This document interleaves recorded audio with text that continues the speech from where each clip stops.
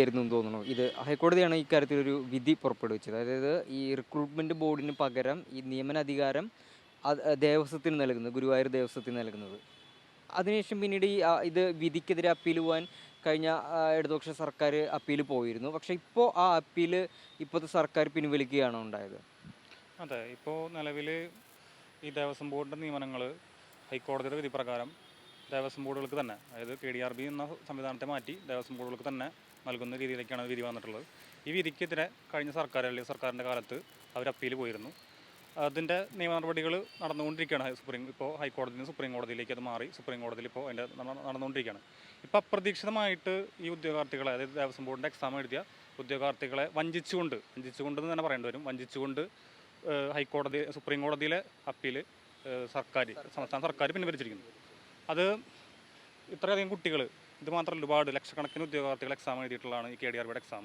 ഒരുപാട് സാധാരണ PSC പോലെയല്ല, നമ്മളതിന് ഫീസ് മേടിച്ചിട്ടാണ് അവർ ചെയ്യുന്നത്. ആ ഫീസ് നൽകിക്കൊണ്ട് തന്നെ ഒരു ഇതാണല്ലേ, വകുപ്പാണ്, ദേവസ്വം ബോർഡ് വകുപ്പിന്റെ നേതൃത്വത്തിലാണ് ഇത്തരം നിയമനങ്ങൾ നടക്കേണ്ടത് അല്ലേ? അല്ല, നിലവിൽ KDRB എന്ന റിക്രൂട്ട്മെൻറ്റ് സംവിധാനത്തിനാണ് ഇത് നടത്താനുള്ള.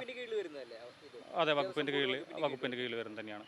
അപ്പോൾ ഇത്തരം സുതാര്യമായിട്ടുള്ള നിയമനങ്ങൾ നടക്കണമെന്നുണ്ടെങ്കിൽ അത് KDRB പോലുള്ള PSC പോലുള്ള സംവിധാനങ്ങൾ, അതായത് റിക്രൂട്ട്മെൻറ്റ് ബോർഡ് സംവിധാനങ്ങൾ തന്നെ നടക്കണം. എങ്കിൽ മാത്രമേ ഞങ്ങൾ ഉദ്യോഗാർത്ഥികൾക്ക് ഒരു നീതിപൂർവ്വമായിട്ടുള്ളൊരു നിയമനം. അതത് ദേവസ്വം ബോർഡുകൾക്ക് തന്നെ അധികാരം നൽകുന്ന രീതിയിൽ ഹൈക്കോടതിയുടെ വിധിയെ ശരിവെക്കുന്ന രീതിക്കാണ് സംസ്ഥാന സർക്കാരും ഇപ്പോൾ അവരുടെ അപ്പീൽ പിൻവലിച്ചിരിക്കുന്നത്. അത് നിലവിൽ ഞങ്ങൾ ഉദ്യോഗാർത്ഥികൾക്ക് നൽകുന്ന ഒരു തിരിച്ചടിയാണ്. സത്യം പറഞ്ഞു കഴിഞ്ഞാൽ ഞങ്ങളെ സംബന്ധിച്ചിടത്തോളം ഇത്രയധികം ഫീസ് കൊടുത്തിട്ട് ഞങ്ങൾ പരീക്ഷ എഴുതിയിട്ട് ഞങ്ങൾക്ക് അതിൻ്റെ ലിസ്റ്റ് പോലും ഒരു വർഷത്തോളം കഴിഞ്ഞു, ഇപ്പോഴും അതിൻ്റെ ലിസ്റ്റ് പോലും വന്നിട്ടില്ല.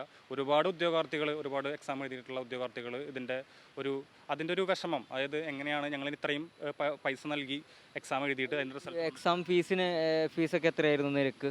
500 രൂപ, 300 രൂപ. ഇപ്പോഴും അന്ന് എക്സാമിന് നൽകിയിട്ടുള്ള ഫീസ് അടച്ച പരീക്ഷകൾ പലതും ഇപ്പോഴും നടത്തിയിട്ട് പോലുമില്ല. ആ രീതിയിലേക്ക് പോലും പോയിട്ടുണ്ട്.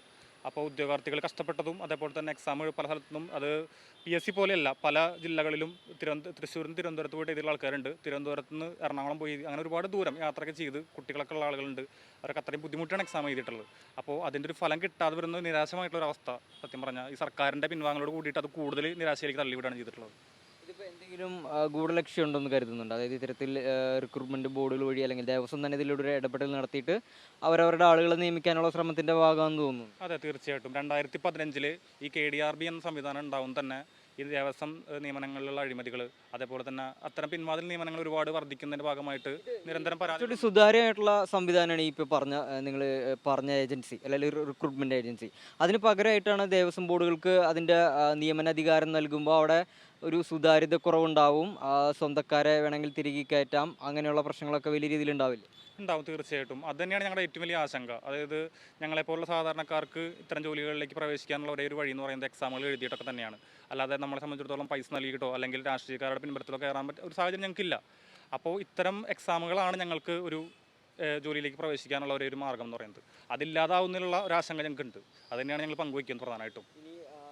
ഇത് ബന്ധപ്പെട്ട ഇപ്പോൾ ഈ സർക്കാർ ഈ ഹർജി പിൻവലിച്ചതിന് ശേഷം ഏതെങ്കിലും തരത്തിൽ മന്ത്രിമാരെയോ മറ്റാരെങ്കിലും കണ്ട് നിങ്ങളുടെ വിഷമം ബോധിപ്പിച്ചിട്ടുണ്ടോ? ഇല്ല, നിലവിൽ മന്ത്രിമാരെയൊന്നും കണ്ട് ഞങ്ങൾ വിഷമം ബോധിച്ചിട്ടില്ല. പക്ഷേ ഞങ്ങൾ ഒരുപാട് MLA-മാരെയും മന്ത്രിമാരെയും കാണാനുള്ള ശ്രമങ്ങൾ നടത്തി. പക്ഷേ സംസ്ഥാന സർക്കാരിൻ്റെ നിലപാട് സുപ്രീം കോടതിയിൽ ഓൾറെഡി അവർ അറിയിച്ചു കഴിഞ്ഞു. അപ്പോൾ ഇതിൽ നിന്ന് വിരുദ്ധമായിട്ടുള്ള ഒരു വിധിയോ അല്ലെങ്കിൽ ഒരു തീരുമാനമോ അവിടെ നിന്ന് ഉണ്ടാകുമെന്ന് തോന്നുന്നില്ല. ഞങ്ങൾ അങ്ങനെ എന്തെങ്കിലുമൊക്കെ പ്രതിഷേധത്തിലേക്ക് കിടക്കാൻ ഉദ്ദേശിച്ചു. സുപ്രീം കോടതിയുടെ പരിഗണനയിലിരിക്കുന്ന കേസായതുകൊണ്ട് പ്രതിഷേധത്തിന് സത്യം പറഞ്ഞാൽ ഇപ്പോൾ നിലവിൽ ഞങ്ങൾക്ക് അതിന് പറ്റിയൊരു സാഹചര്യമല്ല. പക്ഷേ സുപ്രീം കോടതിയിൽ കേസ് നടത്തി കൊണ്ടുപോകാനുണ്ടാകുന്ന ഭീമമായ ചിലവ്, നിയമപരമായിട്ട് സഹായം, ഇതൊന്നും ഇപ്പോൾ തൽക്കാലം ഞങ്ങളെ കൊണ്ട് സാധിക്കുന്നില്ല. താൽക്കാലിക ജീവനക്കാർ ഒരു വലിയൊരു സംഘടിത ശക്തിയായിട്ട് നിയമപരമായിട്ട് ഇത് ലിസ്റ്റ് വരാതിരിക്കാനുള്ള കാര്യങ്ങൾ ചെയ്തുകൊണ്ടിരിക്കുകയാണ്. അപ്പോൾ അത് ഞങ്ങളെ സംബന്ധിച്ച് ഭയങ്കര ആശങ്കയുള്ള കാര്യമാണ്. സുപ്രഭാത്. അതെ, ഇവിടെ ചൂണ്ടൽ, ഗുരുവായൂർ അടുത്ത് തന്നെയാണ്.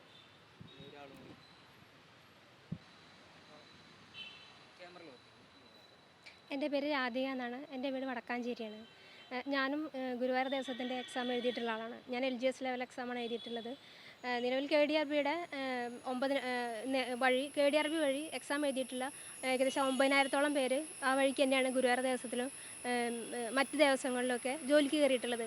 അവരിപ്പോഴും അത് പിണറായി സർക്കാരിൻ്റെ കാലത്താണ്, അദ്ദേഹത്തിൻ്റെ കാലത്താണ് ഇത്രയും പേര് കയറിയിട്ടുള്ളത്. അവരൊക്കെ ഇപ്പോഴും ജോലി തുടരുകയാണ്. ഞങ്ങൾ എക്സാം എഴുതിയിട്ട് ഞങ്ങളിപ്പോൾ പുറത്ത് നിൽക്കുകയാണ്. അത് ഇപ്പോഴത്തെ ഗവൺമെൻറ് ഞങ്ങൾക്ക് ഒരു സപ്പോർട്ടും ഇല്ല. SLP പിൻവലിച്ചിരിക്കുകയാണ് സുപ്രീം കോടതിയിൽ നിന്ന്. ഞാനൊക്കെ ഗുരുവായൂർ ദേവസ്വത്തിൻ്റെ മറ്റ് ലിസ്റ്റുകളിലൊക്കെ ഉള്ള ആളാണ്.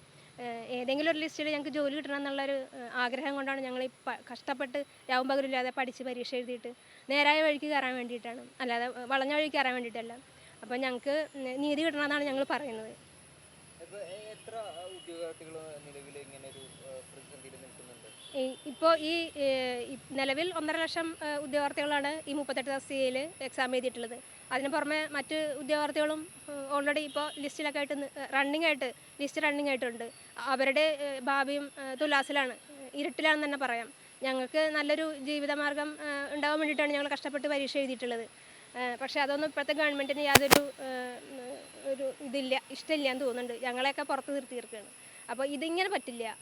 KDRB വഴി തന്നെ എന്തായാലും നിയമനങ്ങൾ തുടരാമെന്നാണ് ഞങ്ങൾക്ക് പറയാനുള്ളത്.